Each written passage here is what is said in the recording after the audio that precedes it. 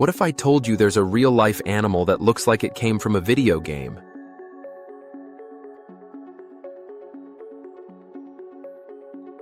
Say hello to the axolotl. It's a type of salamander. That means it's kind of like a lizard, but it lives in water.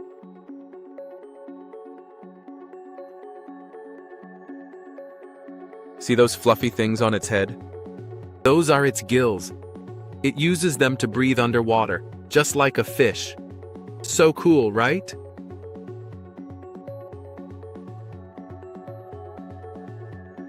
Here's the most amazing thing.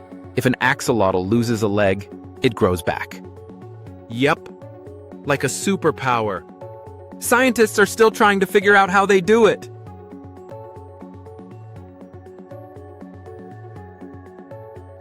Axolotls come from Mexico and live in lakes. Sadly, they're endangered, which means we need to help protect them.